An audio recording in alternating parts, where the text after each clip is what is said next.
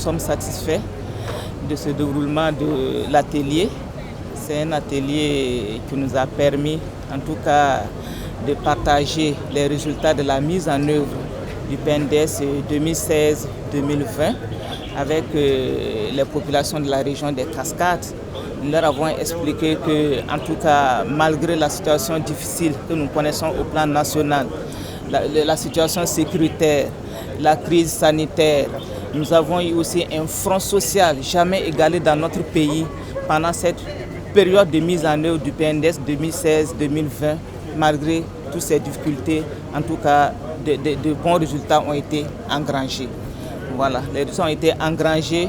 Nous sommes en sortie avec un taux de croissance de 6,1% sur la période 2016-2019 qui s'est stabilisé à 5,1% en 2020. Il y a eu des constructions d'écoles, il y a eu des réalisations de barrages, de forages, il y a eu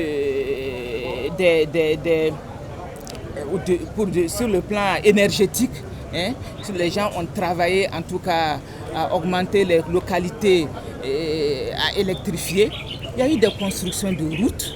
Vous voyez même au niveau de la région des Cascades, malgré ces difficultés, nous avons tenu à organiser le 11 décembre. La ville a changé complètement de visage. Et tout ça fait partie des acquis du PNDS 2016-2020.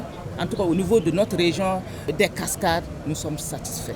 Par rapport au PNDS 2, c'est de ça que nous avons parlé ce matin. C'était en tout cas la deuxième communication. C'est ce dossier présentement qui est très important pour nous.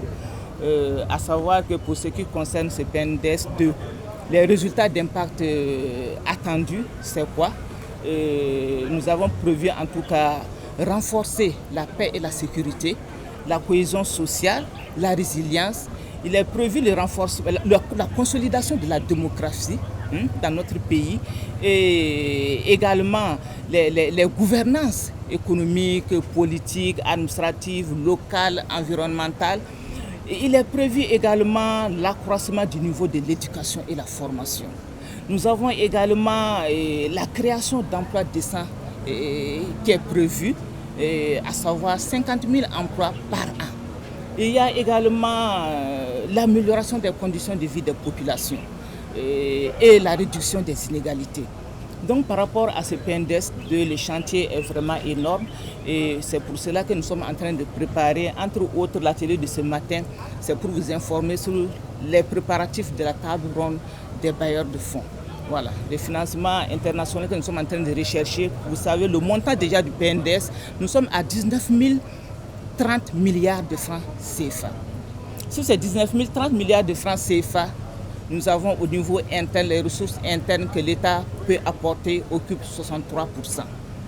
Donc nous avons déjà 9% qui sont acquis. Pour les financements extérieurs, il y a 9% qui sont déjà acquis à travers des signatures de conventions avec nos partenaires.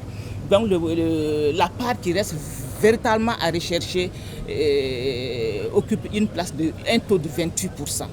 Voilà. Donc ce sont ces 28% que nous irons chercher, en tout cas à Bruxelles, les 2 et 3 décembre.